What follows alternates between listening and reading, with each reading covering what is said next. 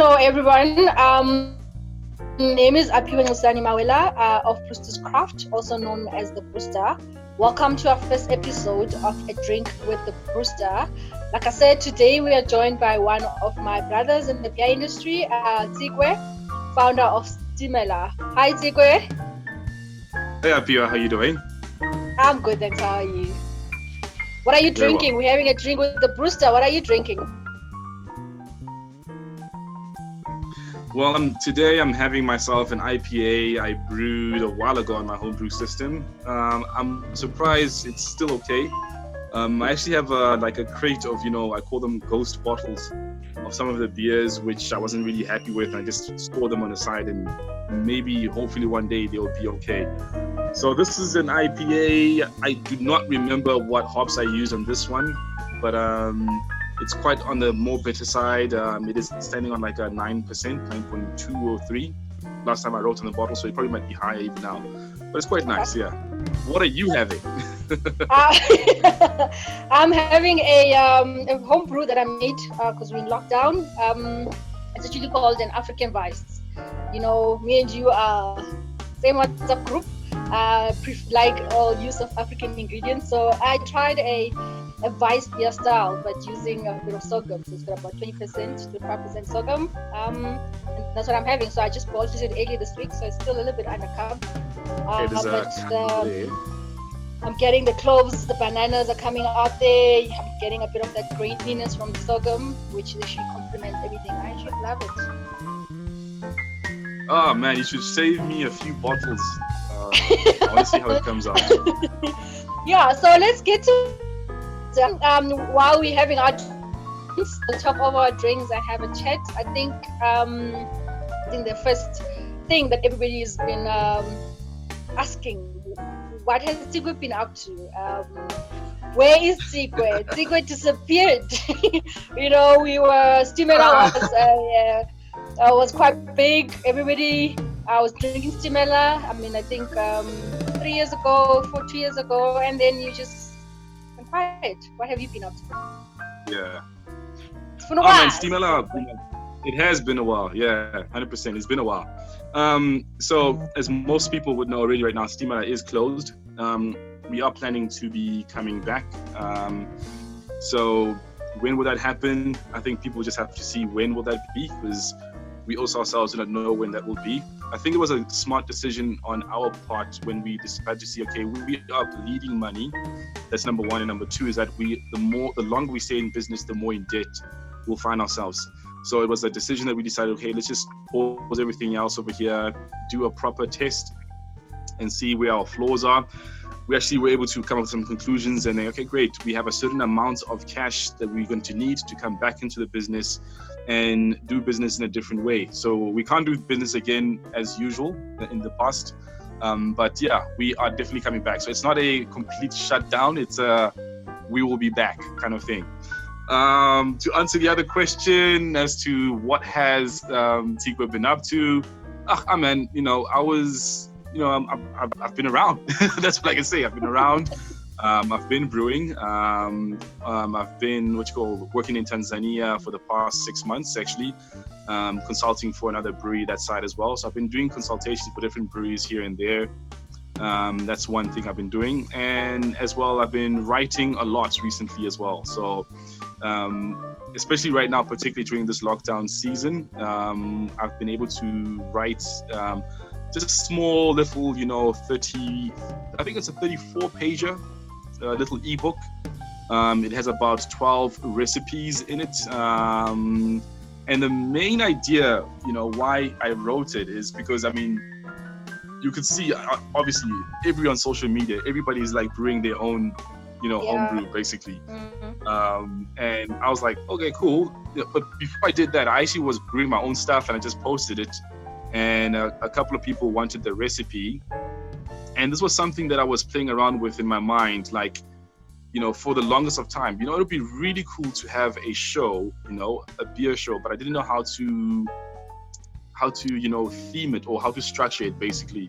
And that's one thing. The other part is also So I've been also like going around trying and tasting out different types of African beer beverages, homebrew beverages that are, traditional, from Kadi to Tototo to Mkomboti. In Tanzania, there's like 6 variations that I tried over there. You can even check on my Instagram page. There's also a magazine, a lifestyle magazine in Tanzania called Fast Magazine. They also published some of my stuff there. So yeah, it was a really, really, fun experience there in Tanzania, specifically going to the villages and trying out some of the African beers and seeing the similarities that we do have between East Africa and South Africa. That's one part of it.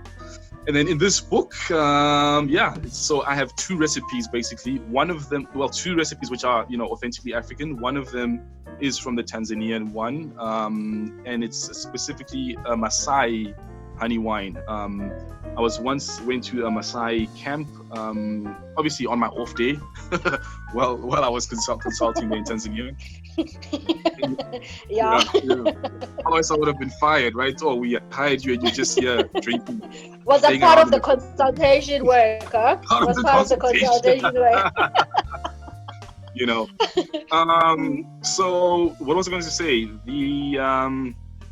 I was able to go and try some of the Maasai honey wine, and it's very interesting, like how they make it. Right, it's like they make it with honey and also with some aloe root, and they ferment it for like 15 days or so. It is a very refreshing drink, but when looking at it, right, you might be very intimidated because you'll find some chunks of beeswax and also like larvae and a little bits of bees floating around in your cup. I am telling you, man, that was like really daunting stuff. In your cup? But, in your cup, and you drink it as it is like that. Some guys actually chew the stuff. So if you are allergic to bees, I don't think it will be a good drink for you to have. But with the recipe I made on this specific book, I modernized it, if you can call it, put it in that way. So I kind of like modernized it a bit. But yeah, I want to see what people think about it after they get to brew it for themselves. So what's the name of the book? I think you forgot to mention the name of... Yeah. Oh, snap. The name of the book is called Lockdown Drinks. It's called Lockdown Drinks. What's up?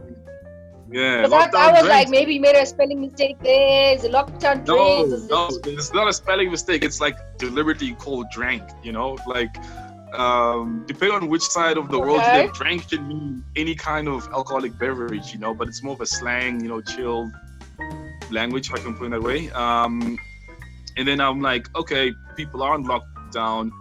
They can't go out and drink at the bars or restaurants or go and buy at liquor stores. And your reserves are probably running low, or they are already depleted by this time because it's week number 5 of lockdown. I don't think there's anybody that still has lots of drinks at this time. Hey, I don't think so, It's very funny when you say that. It's like when you are working from home, you tend to eat more, you tend to drink more as well. That's what I've found out. Anyway.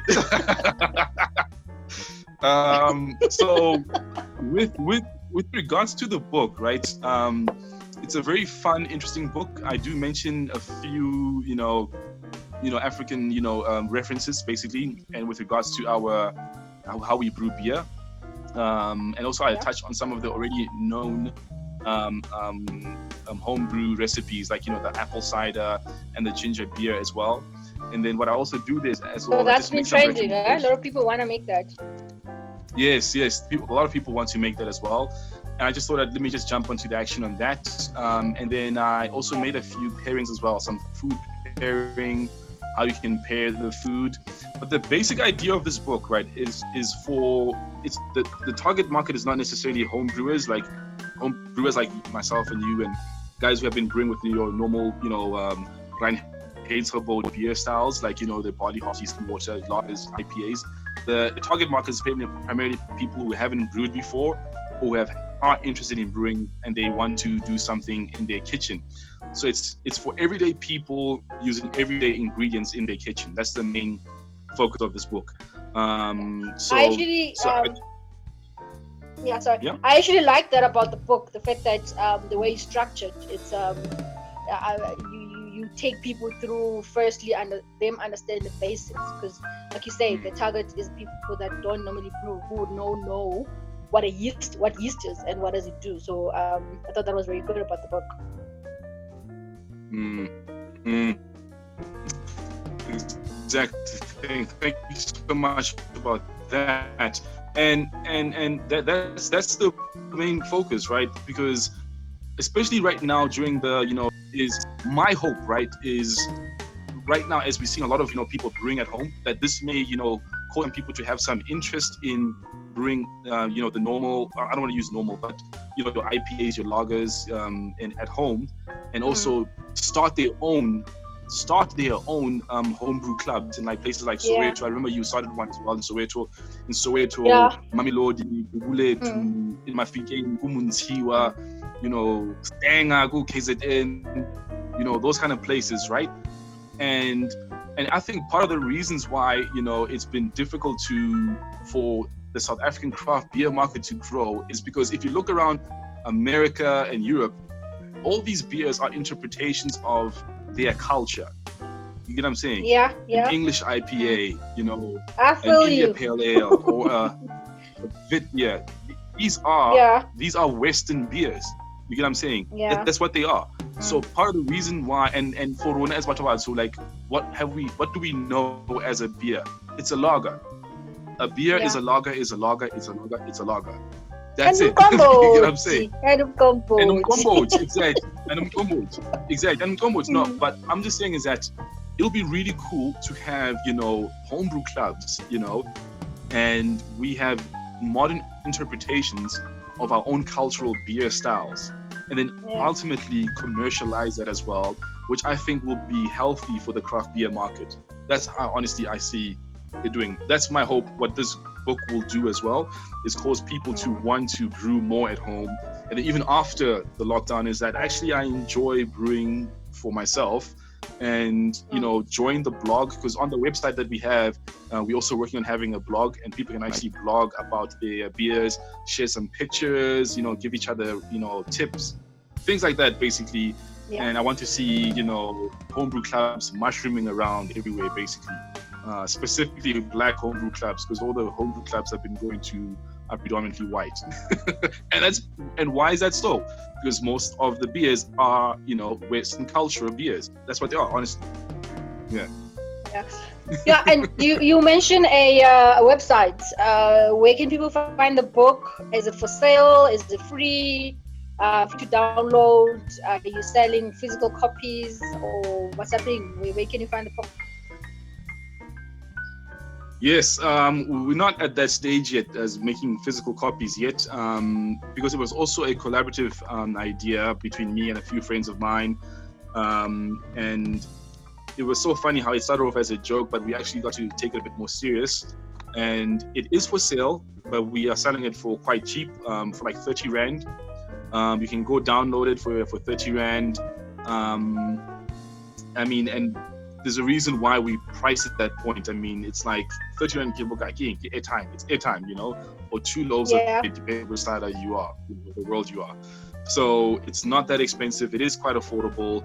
And that's where you can go. So you can go to our website, and then you can make a payment there basically, and you can get yourself your book there. Sorry, and please mention the website. Which website? Are you on Facebook? Snap! Yes. Oh my goodness. Yeah. Thank you very much. So the website is. We just want to get all of this. Oh my goodness, where is the book, Chief? You can find the book at www.lock. Where? We made the puns. Anyway, you can go find the book at www.lockdowndrinks.com. www.lockdowndrinks.com. I'll also be sharing it as well on my social media platforms as well. You can go there. You also can follow us on Instagram and also on Facebook. Lockdown Drinks on Instagram. Lockdown_drinks on Instagram. Lockdown Drinks on Facebook, and it's DRANKS. It's deliberately Dranks, written not so. drinks. Ooh. Drank, as in drank.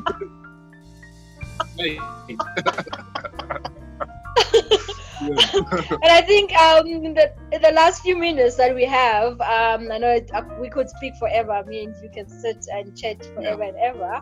But what are the future plans for Stimela? Are we seeing a relaunch anytime soon? Are we seeing new beers coming out? What's happening? Yeah, definitely. We are planning on relaunching back again coming soon. Hopefully sooner than later. The strategy we are working on is quite different. I can't really share right now because it'll be a bit more premature. Of course. Just be, on the lookout for something really amazing. That's all I can just say. Something really amazing and unique. That's all I can say. Yeah. And how are you? we'll be on the lookout for something really amazing. And Exactly. How are you surviving the lockdown? I think on a more personal note, how are you surviving the lockdown? How are you surviving? I know we had the presidential speech yesterday. I'm not sure where we're going. Yeah, the first week was I won't lie. The first week was a bit difficult-ish because you're like, oh, okay, good, because I just recently got myself back into going into gym. Because beer, man, I love beer so much, but beer also, it puts, But I've always told you, it's about what you eat. It's not just about. It's about what you eat. I agree with that. I agree with that as well. And then now, so I don't have time to go to the gym, but I've been running around in circles, like a lost puppy around the yard. But the other thing that's been keeping me busy is just writing this book over here, planning the website, putting down strategies as well, like digital strategies specifically, like what are we going to do? What is the next phase as well? That's just been the main thing as well. And also like working on the next phases as well, basically for Stimela itself. That's what's been keeping me busy.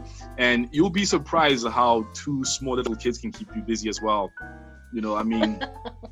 Like my son has this crazy imagination, and we always playing. It's either Power Rangers or Paw Patrol or, I could say Bolisilo. I'm trying to get him to Pinky Pinky as well. Oh, Pinky Pinky. So that kind of stuff, basically. So that's what's been happening recently.